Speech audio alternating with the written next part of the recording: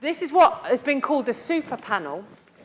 And what we have is, I don't know how many people go to a lot of events, and I imagine there's quite a lot of people in here who go to a lot of events, especially about climate. Lots of people, very expert at the front. We've got 4 people who talk for a long time, and then 2 or 3 of you get to ask a question, then they talk for a long time again, and then you all go home. We're not doing it like that, because we want to have more people. This is a conversation, so we have more experts who are talking for less time, and you guys have already had the opportunity to put some questions in, and we'll have some opportunities to be able to do some follow-up questions as well. Now, the key thing about this, and this is a difficult thing, I do a lot of these things with politicians and political people, and somebody very wise, also a political person, interesting combination, but anyway, sorry Lisa, I'm just being cheeky for the sake of it really, said, the thing about politics is that everything might have been said, but not everybody who wants to say it has yet said it, right? Now, we've only got till 9 o'clock, and there's a lot of you, and there's a lot of expertise, so I am recommending that if you simply want to agree with somebody who has already said something, you don't say it, and think of something new and fresh and interesting and short to say instead. Does that sound like a deal? Right? Are you all up for that? Because I know this is a conversation that's going on till October, so we won't say everything tonight. Okay? Now, what I'm going to do, we've got until 8:30, okay? So that basically, we've got some questions that have already been tabled. I'm going to pick those out and get those people to stand up and ask the question. And I'm going to suggest some people from the super panel to answer those questions. But next, you need to know who's on the super panel. So I'm going to call out their name, and they're going to stand up and wave so that you can see them. Some of them you will already have met, but I want you to know who they are, okay? So, Professor Andy Goulson, Chair of the Leeds Climate Commission. Stand up, Andy. Honestly. That's better, great. Councillor Lisa Mulheron, Executive Member for Climate Change, Transport and Sustainable Development at Leeds Council. Polly Cook, who is Chief Officer, Sustainable Energy and Air Quality at Leeds City Council. Neil Evans, Director of Resources and Housing, Leeds City Council. Great. Bill Adams, Regional Secretary, TUC, Yorkshire and Humber. Right, we've got them all here. Right, and who else have I got? Rizwan Navaz, we've met Rizwan, and he's from the Medina Town Movement, which we've heard about already. Matt Carmichael, secondary teacher at Roundhay School, Leeds. Fantastic, Matt. Thanks for coming. Karen Stefekis, the Development Manager at Commercial Estates Group. Hello, Karen. Alexis Percival, who is Environmental and Sustainability Manager at Yorkshire Ambulance Services NHS Trust. Nice to see you, Alexis. Mark Goldstone, Head of Policy, West and North Yorkshire Chamber of Commerce. Great. See what I mean about super panel. Bishop Paul Slater. Where's the bishop? There. We can spot the bishop. You can always spot the bishop, unless you're in mufti. Right, that's the Diocese of Leeds, Church of England. Shannon Jackson, University of Leeds Master Students and Youth Strike Organiser. Hello, Shannon. Brilliant to see you here. And Helen Hart, representing, hello, Helen, our Future Leeds. And we heard from them a little bit recently. Okay, great. Oh, we've got one more. Oh, Josh Render. Sorry, I've got Extinction Rebellion speaking TBC, and I didn't know that we've got a name for them. Josh. Hello, Josh.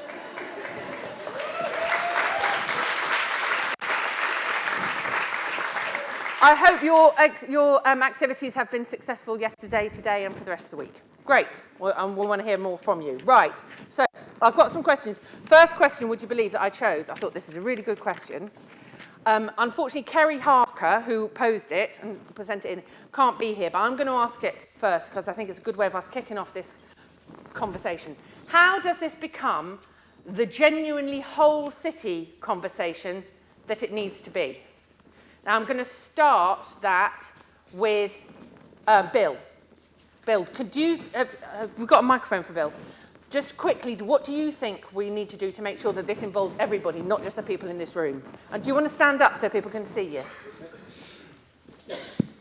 Well, it is an all-city thing because climate change affects everyone. It's not just workers, who I represent, of which there are 640,000 across the region, not just in Leeds, but it affects us all. But we actually make it a city issue by having proper social dialogue, groups like this, inroads into the council, councillors listening to us, but also our MPs and government listening, because this isn't only about Leeds. We're going to require everyone to invest in a future of zero carbon, and that's going to take lots of money, lots of commitment, not just from local government, but from central government too. And lots of change for your members.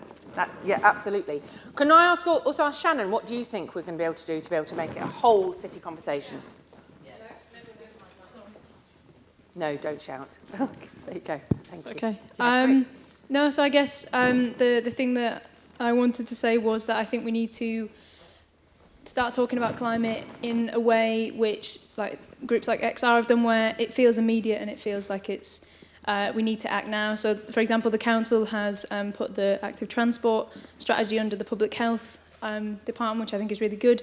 But I think we need to engage in issues that affect communities that aren't here. So if we look at who's here right now, it's a very white audience. And I think that's coming from both the grassroots and from top down in Leeds. And so we need to start having conversations that matter to these communities and bridging the gap between kind of everyone that is engaged now and people who aren't.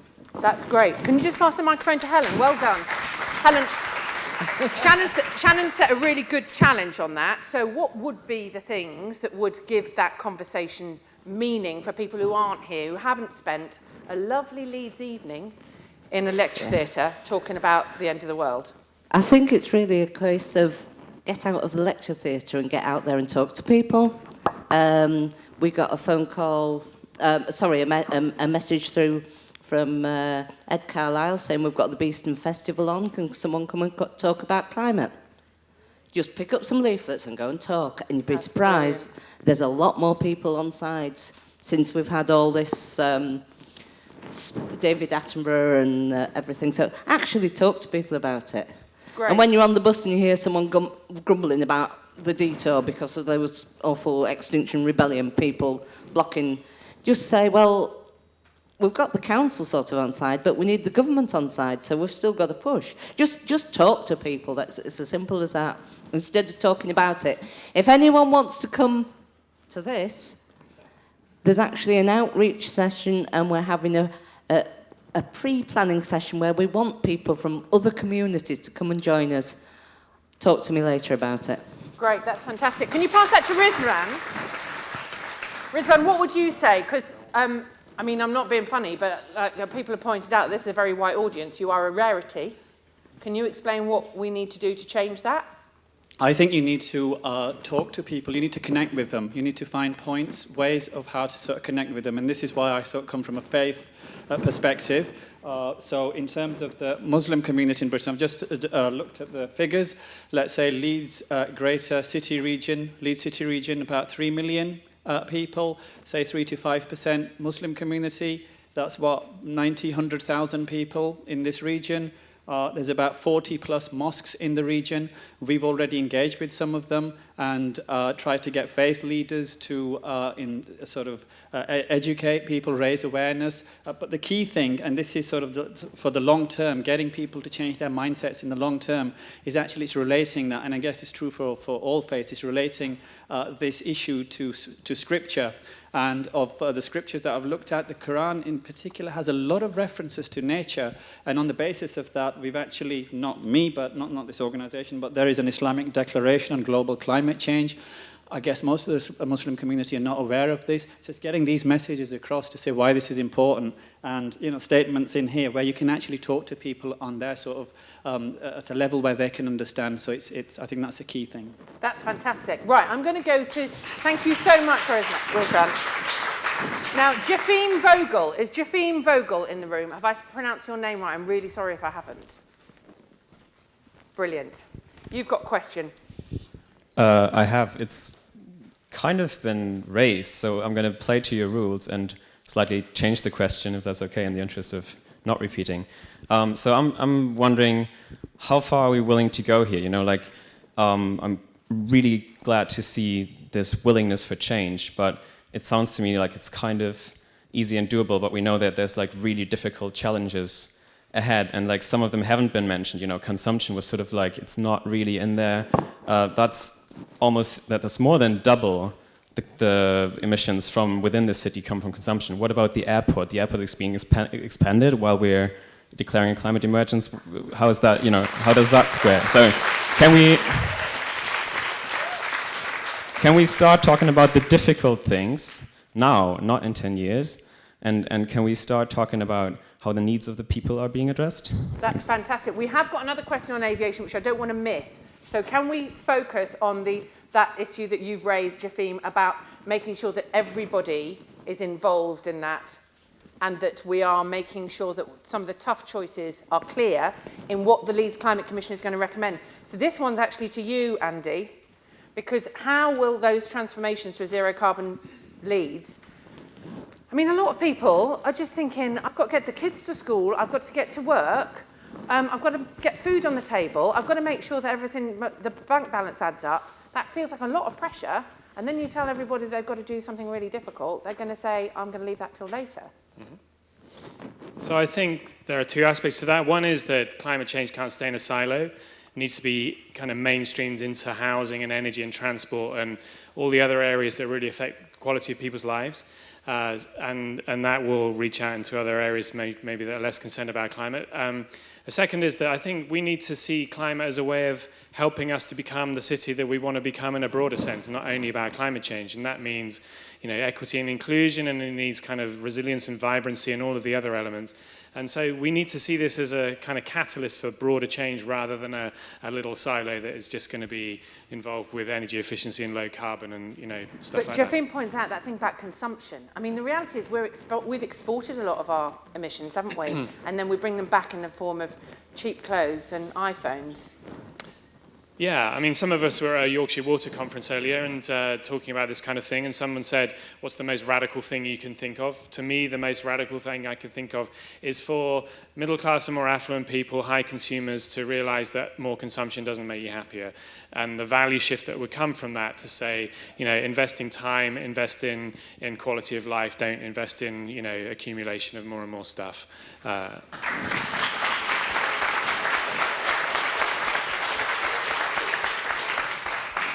Note to self, less stuff. Does that mean I've got something else on a Saturday afternoon rather than shopping? Okay, noted. Right. Now, Steph Robinson was going to ask a question. Steph, can we get a microphone to Steph?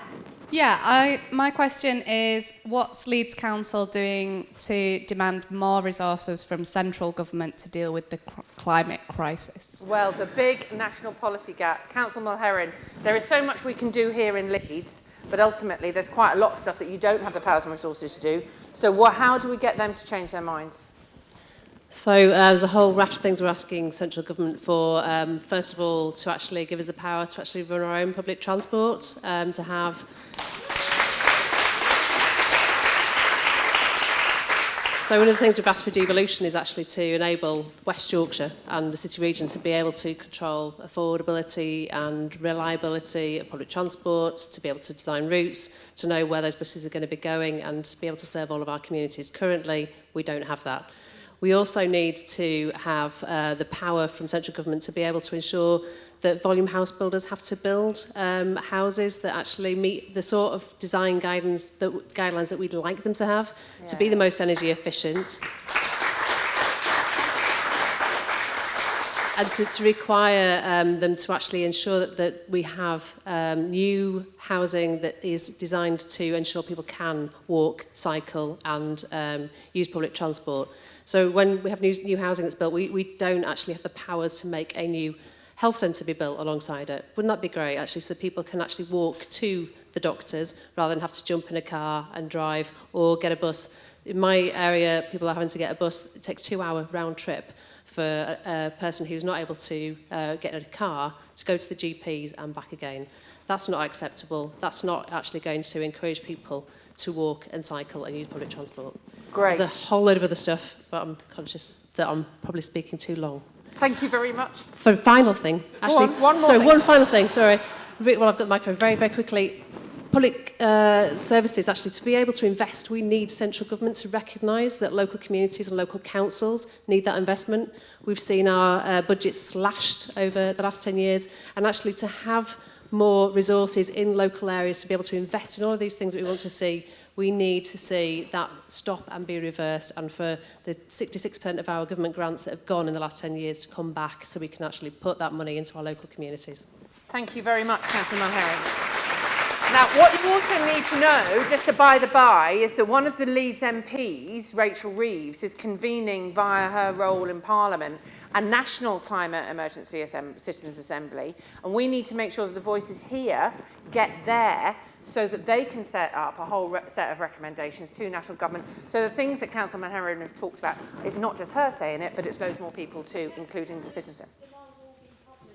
That's exactly what we want to do as part of the conversation, is to make sure that those really clear asks are part of that. So we've got one specifically. Adam Harper. Adam, this goes on from what Councillor Mulherring was saying about building standards. Hello.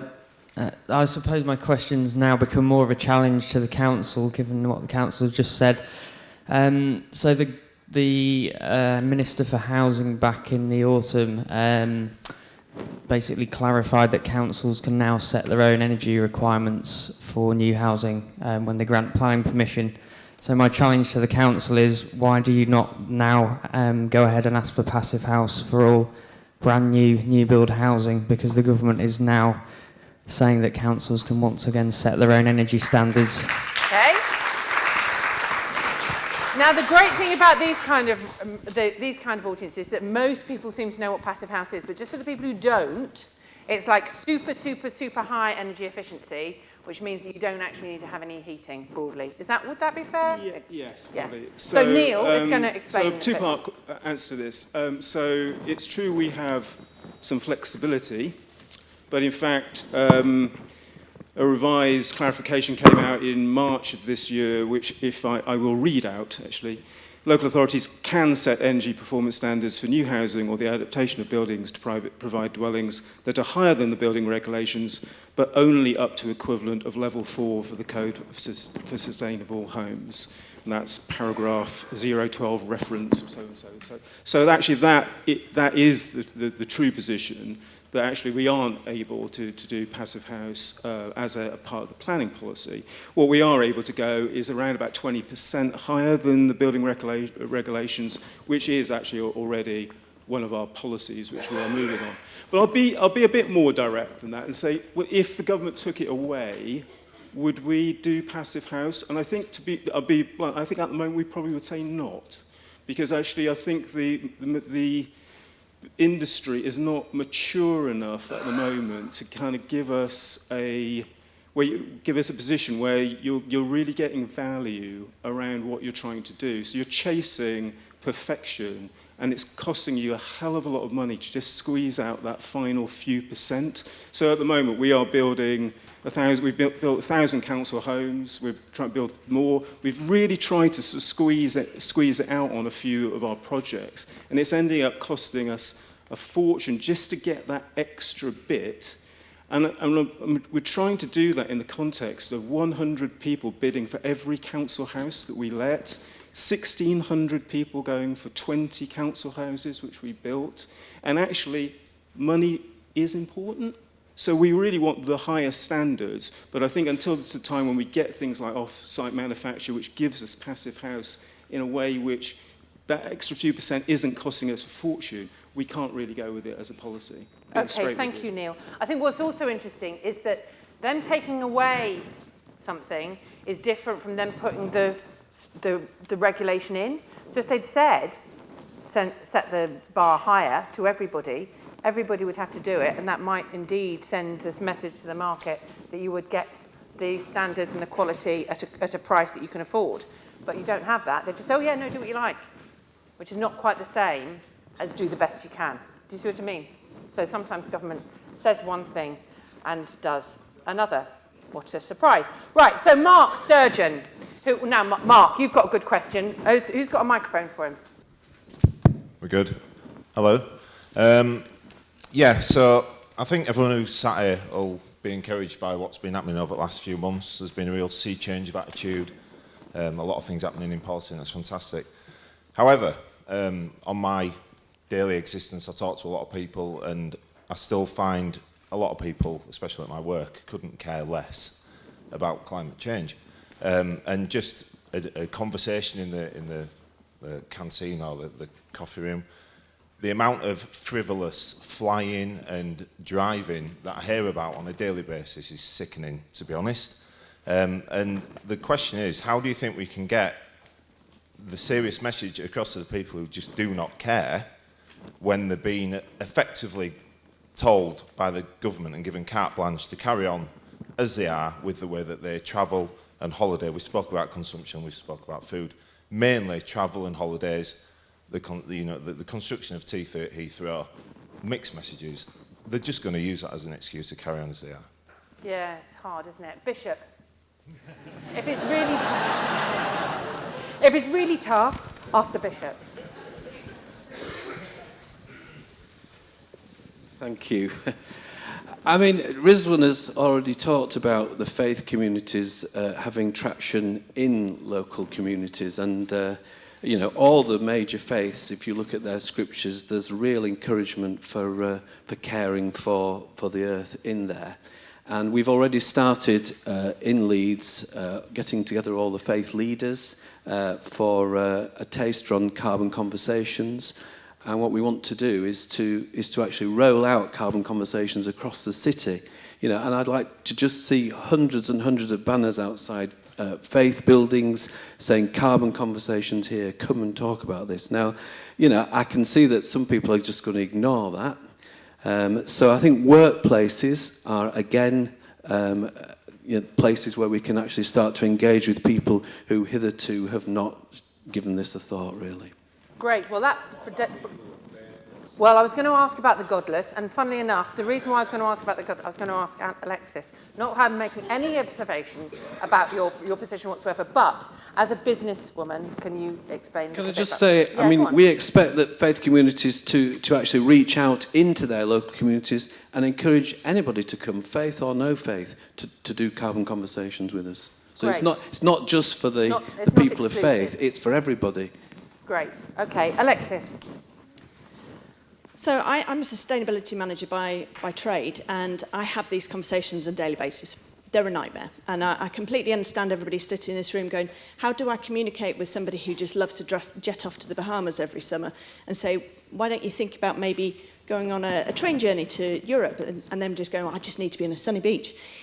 It's maybe something that we've missed in part of our conversation is the carbon intensity of everything in our life. So we were having a conversation earlier at the Yorkshire Water event, which was about, do you know about how a banana would fare versus a strawberry?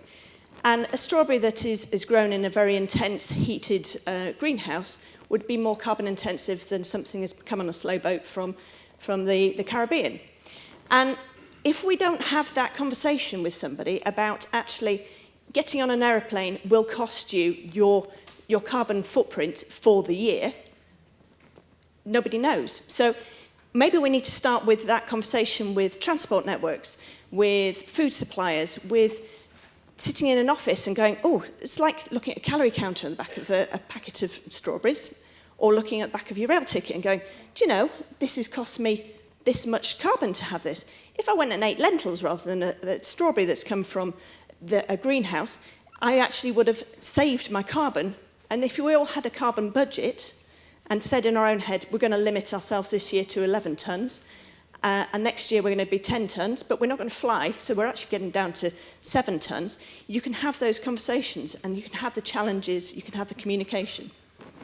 That's great, thank you so much. Mark, can I ask you to follow up on that? Because Mark's from the Chamber of Commerce, so you're dealing with a lot of small businesses who have got, they're looking at the bottom line. How does it work for them? Thank you for that question, by the way. Where do I start? We've heard, I don't want to go over old ground, but I think it's important just to reiterate this. We saw and heard earlier about behavioural change. And I remember growing up in the 70s and nobody wore a seatbelt. Now you wouldn't think of doing it. I remember all of the incremental changes that have happened because it's just become simply unacceptable in society. And I think that's perhaps an approach, and I'll give you a very good example, quick audience participation. Who has children? Leave your hands up, I haven't finished yet. How many of them have been how many of you have been pestered, rightly so, having watched the plastic programme with Hugh Fearnley-Whittinstall? I can't go to sleep at night without being told I don't take my children to supermarkets anymore. That's the pester power of children. And I don't want to trivialise what is a really, really important issue, but I think behavioural change is happening. It's happening. You know, you're all in this room because we want things to change. You know, how many of you would have been in this room 5 years ago? I'm just going to do a quick follow-up on that, though, because the fact of the matter is small businesses haven't got big sustainable procurement strategies. They're just worrying about, have they got something that will work in their business? And how can they be confident that the stuff that they are buying in order for their business to work is sustainable? Why don't we tell them? I agree with the last part. I think it's absolutely, you know, the warnings on food packaging has had a real impact. But I think just to come back to defending small businesses, you'd be incredibly surprised how many of them do care about this agenda, actually. We run an initiative called Raising the Bar, and one of the categories that people can measure themselves on is how environmentally, how environmental they are. And what we find is this isn't just about them as businesses wanting to do the right thing. This is actually being able to tell others how they're doing the right thing and their social impact. And it has all sorts of other implications. And I'll give you an example is young people in particular are making employment choices based on, does this company share my values? They are doing it. It's not just about salary anymore or location. And I think that's a really good thing. So actually, how do we, as the business community, how do we articulate what our values are? And as I say, there are other tools out there, but we've got one that's free to use on our website. So. Great, thank you so much, Mark. Right, I've got another one. This one is about the economy. Linda Pearson. Linda. Hi. Focusing on regenerating the economy in the north of England, how do we move perceptions about CO2 emissions as to being an opportunity rather than a threat? Opportunity, not a threat. That feels very different from the rest of the conversation we've had. Has been about the seriousness of the science, but there is an opportunity here, isn't there? So who have we got that was going to talk about that? Bill, were you happy to talk about that bit?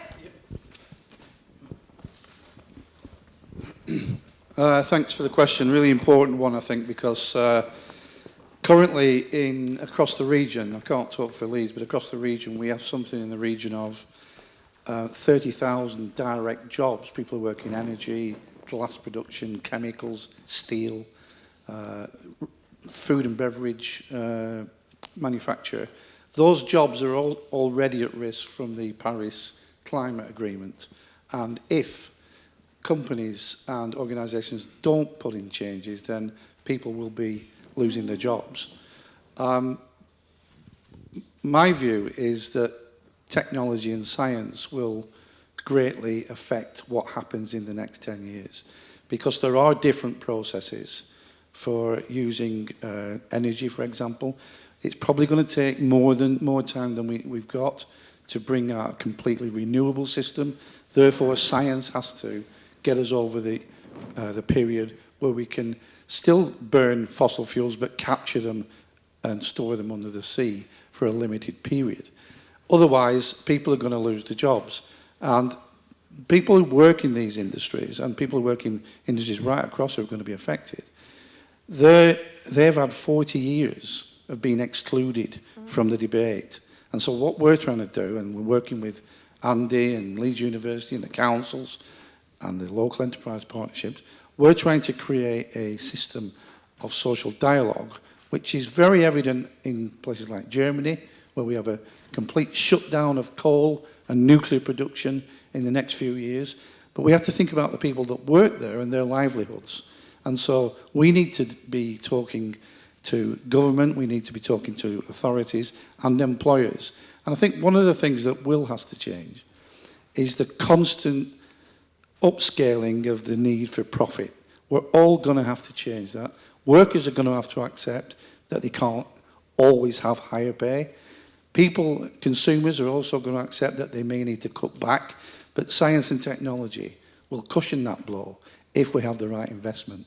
And that's going to take all of us working together and people not working at, say, Drax power station where they're going to work on a Monday and on a Tuesday morning they get a text message saying, I'm sorry, we're closing down. It's got to be brought about by social debate. That's got to include unions, and it's got to include communities. Thank you so much, Bill. That's brilliant. And I'd also like to just while we're on that point, I'd also like to bring in Karen. Could you have? I know because you'll have some views on this as well. Hi, so I work in the built environment, the development sector, and we know that buildings are responsible for around somewhere between 35 and 40% of carbon emissions in the UK. So a significant part of this conversation, part of the problem, but hopefully also part of the solution. We've already discussed slightly in terms of passive house and fabric efficiency, and I think in terms of opportunities specifically around manufacturing, that part of the question. We are seeing a shift, I think, towards off-site manufacture to deliver more efficient housing, more efficient buildings, and I think that will, it is the way forward. The science is there in terms of producing buildings which need less energy to run efficiently. I think that will have a big part to play in terms of regenerating the manufacturing sector in the north. I think also in terms of looking at the opportunities, we have to, all of us in this room are on the same page already, but the conversations which need to go wider, we need to be recognising the opportunities within the market, and from the development sector, I think this is from two directions. This is the shift from institutional funds, big pension funds that are pumping money into development. They are now, I think, resisting putting money into buildings which are going to be obsolete within the next 10 years. So I think that in itself is an opportunity. The other opportunity coming from those of us who choose our homes, choose our offices and decide where to live and work, I think that's the other big change. And trying to be positive and looking to some case studies where this has worked, I think that Australia, quite far away, but has got quite a success in this area, particularly in terms of the commercial office market. I think we're not too dissimilar in terms of economies. And within the last 10 years, they have halved the operational energy from their commercial building stock through publication of a badge scheme, really, but actually being transparent, talking about energy in real pounds and pence and having a badge at the foyer of your building so that it becomes part of our choice as consumers to decide which buildings we want to live and work in. So I think that's also part of the opportunities.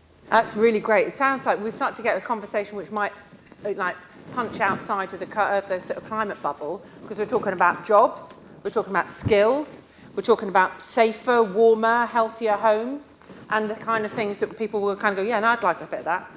Okay, now I've got Nick Hodgkinson. Nick, you've got a question that Nick's here. I'm asking his question for him because of Nick's disability, because he can't speak, so I'm asking the question for you.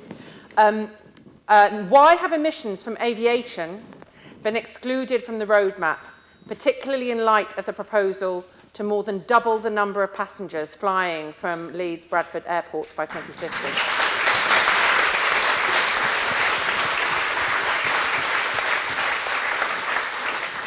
I was just in that carbon literacy game show earlier, and I'm not going to the Caribbean by plane ever. So, Andy, can you just explain to us how we're going to get around this one, or how we're going to solve it? Thanks. No pressure. Clearly, it's an emission. I mean, it's there because, or it's not there because when cities and towns talk about their carbon footprints, most of the time they're talking about their territorial emissions, and long-distance travel is normally excluded from them. But we recognise it's a gap, and the Leeds Climate Commission will be working on a position paper and developing the evidence base and injecting that evidence into the conversation here in Leeds. And it's critical, obviously it's critical.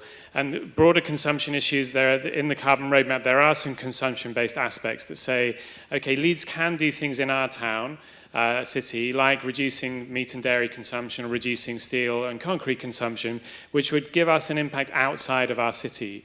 And if we want to take the credit for some of the good things we do on consumption outside of the city, then we need to take the blame for some of the bad things we do on consumption outside of the city. And prime amongst those is aviation, absolutely.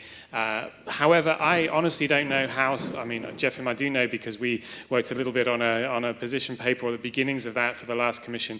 And we have committed to developing that and publishing that and making sure that that's a key part of the debate.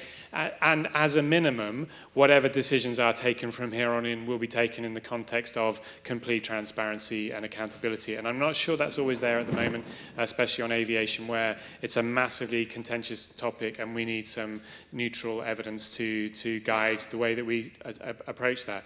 I will say, I think when you look at that as a question, I think when we were talking about 80% carbon cuts by 2050, we had a little bit of wiggle room, and aviation was a big part of that wiggle room.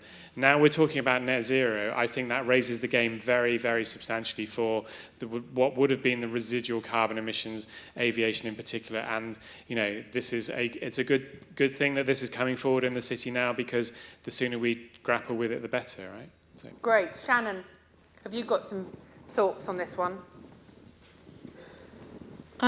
Yeah, I think when I got this question, why is it excluded, I have absolutely no idea. The only thing I could say is that I think it poses those hard questions, and I think it's a bit of a political topic, and so it was omitted to maybe start the ball rolling on actions that were less contentious. At the minute, in terms of we're talking about jobs, like I think the council could be doing more, and I recognise the council is doing a lot, and I'm not anti-council in any way, but I think on this issue in particular, I don't understand why the council is, I know they don't have control over the airport and its expansion, but they have actively endorsed it as part of their growth strategy, and I don't understand why they are not engaging with the people that work at the airport right now to say, you know, how are we going to transition you into a different area of the economy? Because what we need to think about in relation to things like the airport and the growth that we're aiming for is we're not thinking about what is okay and compatible now. We need to think about what areas of our economy are not compatible by 2030, by 2040, by 2050. And the airport is not one of them. And we need to start thinking in that term and working back. And at the minute, we're not doing that with the airport. And it's not just an omission, it's an unwillingness to engage in a very, very hard conversation. But I think the council could be doing more. Thank you very much, Shannon.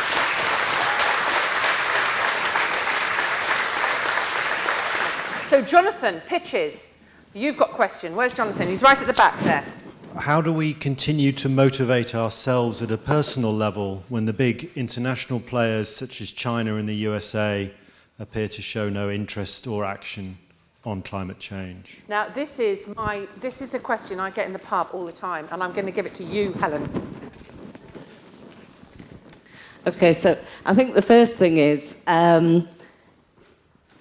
it's kind of one of those myths, isn't it? It's a really good cop-out. I don't have to do anything because, I mean, look at America and look at China. And actually, the two are completely different. China has got a slightly bigger per capita carbon footprint than we have, but not particularly much bigger. They are using coal. They are transforming into a more modern industrial society. I don't know that we have the right to say, well, we're industrialised already, but you lot can stay living like you are. The other thing is, when they do decide to do something, by God, they act quick over there. So, whereas here, it gets discussed, it goes to a cabinet meeting, it goes to a da-da-da-da-da-da. If they decide next week they're going to fix something, they'll be starting it on the week after. So, I think we've got to give them the chance to get themselves where they need to be. They've done an awful lot of building, and we've just said concrete causes an awful lot of that. And of course, the other thing is industry. Half the industry you're wearing. Yeah. Yeah. Actually, this one's Turkey and this one's the Philippines. But yeah, you do. They have brought the price of solar panels from there to there. So I don't think we should be criticising China, at least not yet. Now, the other one, Donald Trump. How do we put this? I think it's up to our government to call out the racist little that he is. Right.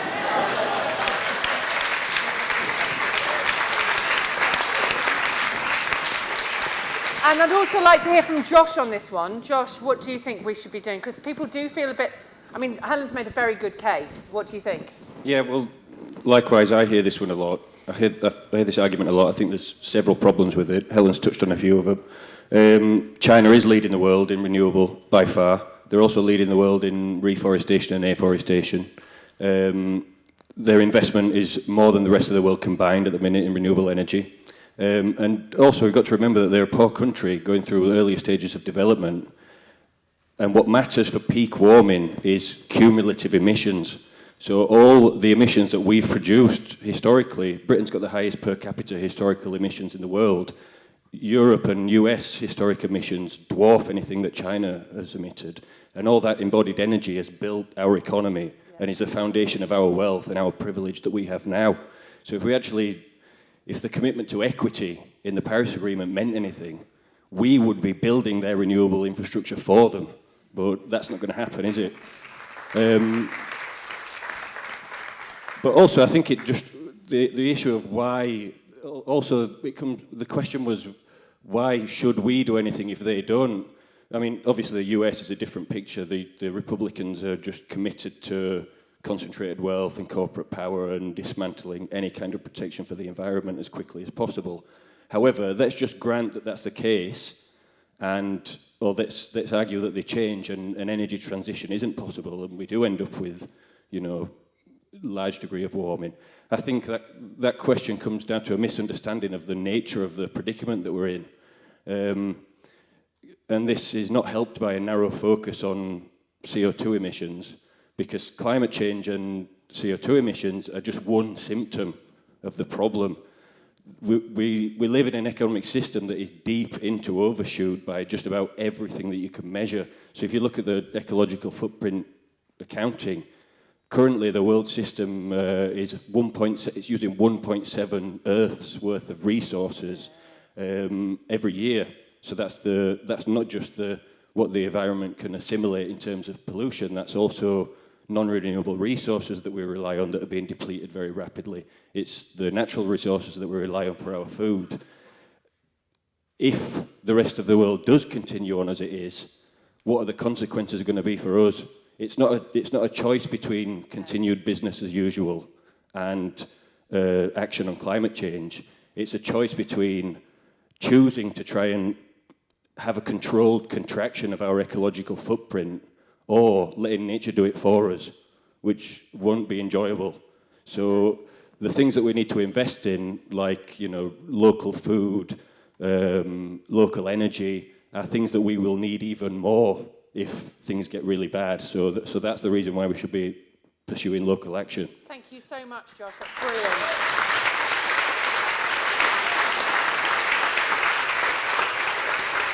Now, I've got a question from Matt Keddy. Is Matt here? Matt's right at the back there. I'm not used to speaking in front of lots of adults because I'm a primary school teacher.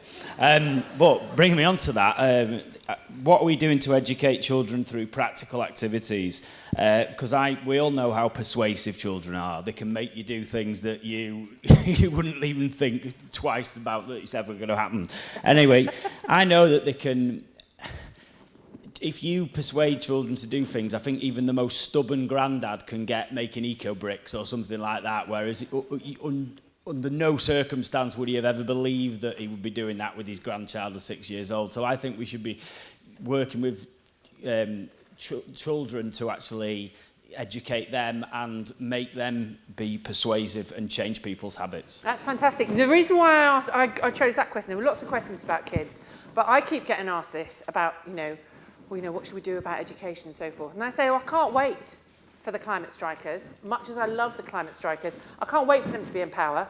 It's old people, as old as me, who've got decision-making power, who've got to get on with it. So you're totally right. It's about getting through, via the children, to their parents and their grandparents. And I think that's really quite exciting. So that's why I wanted to ask Matt Carmichael about that and how that would work in the classroom. And we think whether we would be able to get them to educate upwards. Yeah, well, I just want to preface it by saying it's not just schools, is it? Educating children happens in the home, it happens in your community centres, it happens in your faith communities.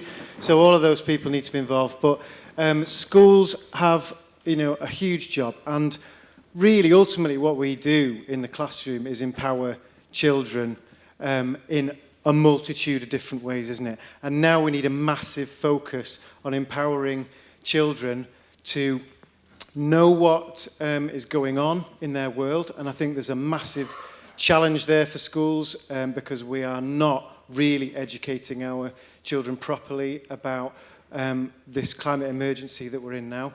So schools need to look at their curricula, how they're delivering, what's in the national curriculum. But there's so much opportunity there. Kids need to be growing food, they need to be planting trees. They need to know things like, you know, how their vote is going to affect their future. They need to be educated in how the politics of these things work. You know, we need to lower the voting age. I'm absolutely fully signed up to that. That's one of the demands of the youth strikers. Lower the voting age to 16 because those young people are the ones who are going to pay for the consequences of the decisions that we make now. So there's just a vast amount of work. Now, schools have been massively overloaded for many years now with huge pressures on, you know, coming on the league table system, on Ofsted and all that. But I'm starting to see now much more interest from school leaders and school staff in how are we going to, you know, respond to the fact that we're now in a climate emergency. So we'll be working very much in the Leeds Climate Commission to help that process. Our Future Leeds is going to have a school strand, and we'd love parents and community groups and teachers and students to all get involved with that when that starts to take shape. But I think perhaps another really crucial thing to say is schools do not have the capacity, the workload capacity, the money to take on another huge challenge by themselves. And I have already said to senior school staff, and I will continue to say to senior school staff, you need to ask for help from your communities because you will find willingness there, but that's your job, right? When they come to you and say, we haven't got the workload capacity to, you know, to decarbonise or to look at our curriculum and how we're going to change that.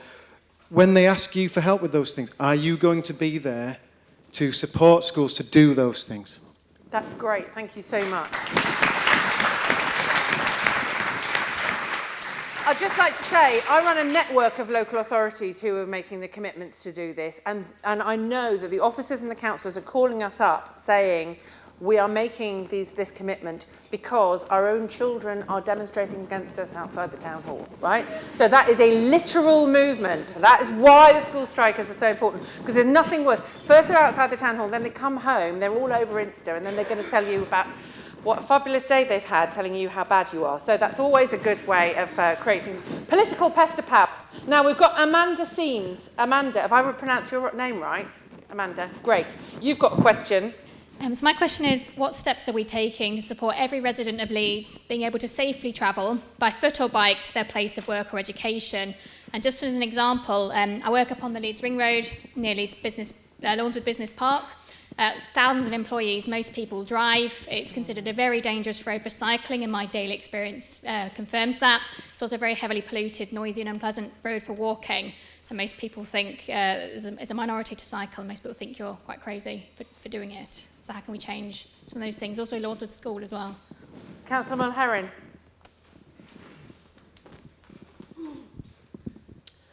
Thank you very much, Amanda. We're doing an awful lot of work. We have a lot of catching up to do in terms of improving cycling and walking as options in Leeds. We've got a Cycling Starts Here strategy with aims. We've got 170 miles already of cycle lanes built in Leeds. 500 miles is our ambition, and we're working on it.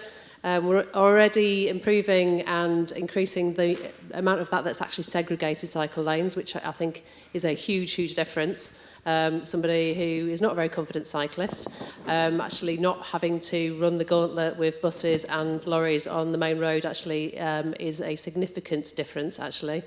So we are doing work with schools. I'm a bit biased. I don't know where the colleague is who asked the question about schools now, but I've spent the last 3 years leading our child-friendly Leeds ambitions. We do work with schools to train children on their cycling proficiency. We also work with adults who need to build their confidence in terms of cycling. There are schemes across Leeds that people can sign up to, supported by British Cycling, to do that. We are also trying to make the city centre safer when you get into the city centre. So we've got a scheme of work that's taking place now, which is leading to some roads being closed to through traffic. And ambitions to make more of that and to make it safer and more attractive to people to walk around the city. We are investing £270 million over the next few years in terms of bus improvements as well, so people can walk, get on the bus and then walk again at the other end to work or school or college. So we're doing all of those things. We know that there's a long way to go, but the investment is there from the council. We are calling for more resources to be able to build on that work from central government. And I think the other thing to say in terms of the city's capacity, there's been a massive growth in cycling in Leeds in the last few years. And part of that is the legacy of the Tour de France Grand Départ in Leeds and the work that's come out of that in terms of us having the World Series Triathlon running here, in terms of having the Tour de Yorkshire here and having the Tour, the schools Yorkshire tour as well, that's encouraging more children to consider cycling, and that's our cyclists, walkers and sustainable transport and active travellers of the future. So there's an awful lot happening, still a lot to do, but we need to continue to build on that, and there is a real commitment from the council to work with people to enable us to do that and to build on the work that we're already doing. Great, thank you. What about Josh? Josh, what do you think about this?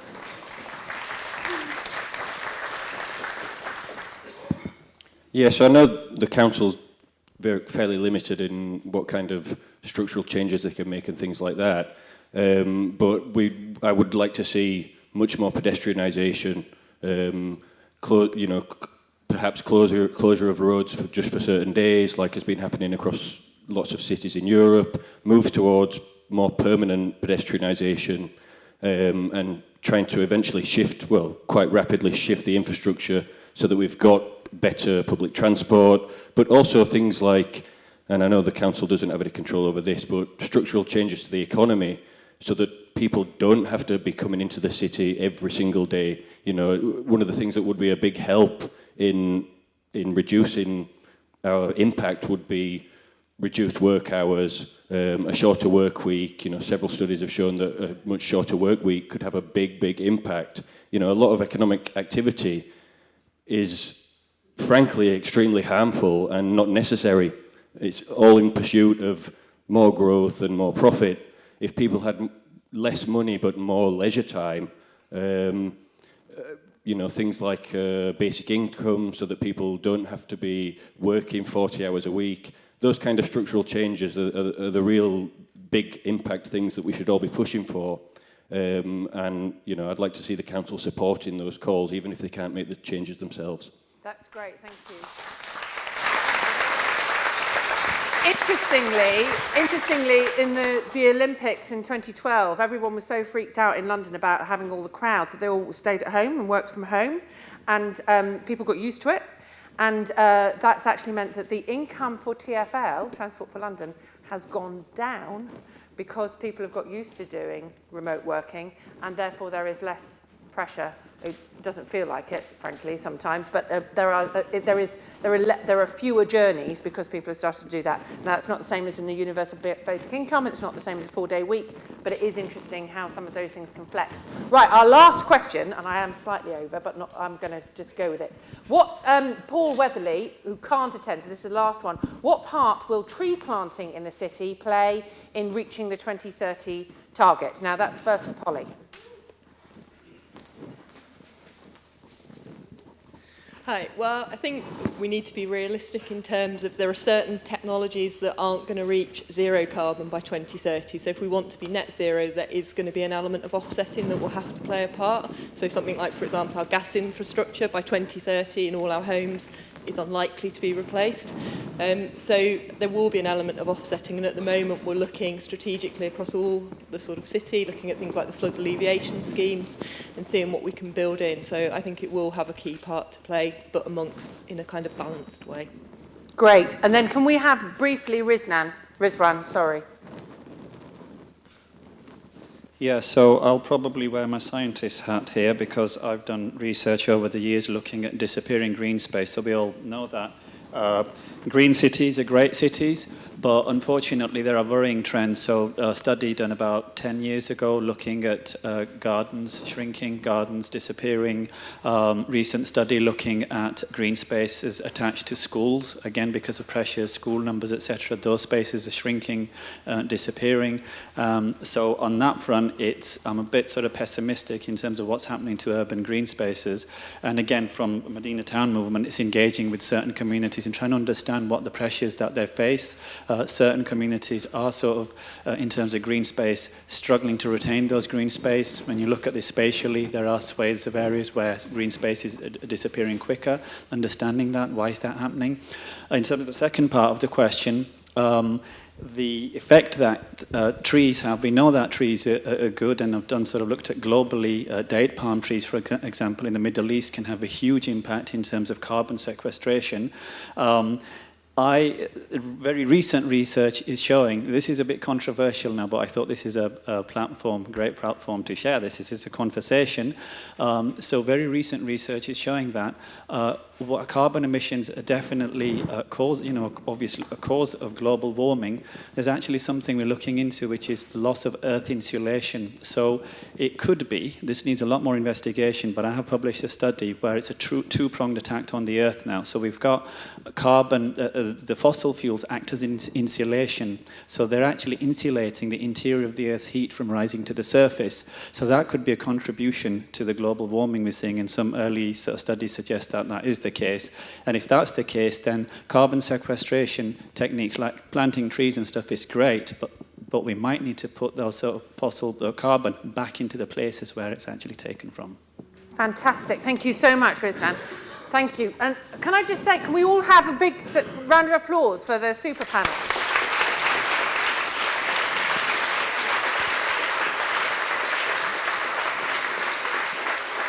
We had 45 questions tabled. I managed to get through about 12 of them, which is it's pretty good. But I know there'll be loads of other questions, which is why it's so good that this conversation is running on until October. But we've talked about trees, we've talked about bikes, we've talked about better jobs, we've talked about safer streets, we've talked about healthier lives, we've talked about what kind of city we want to be.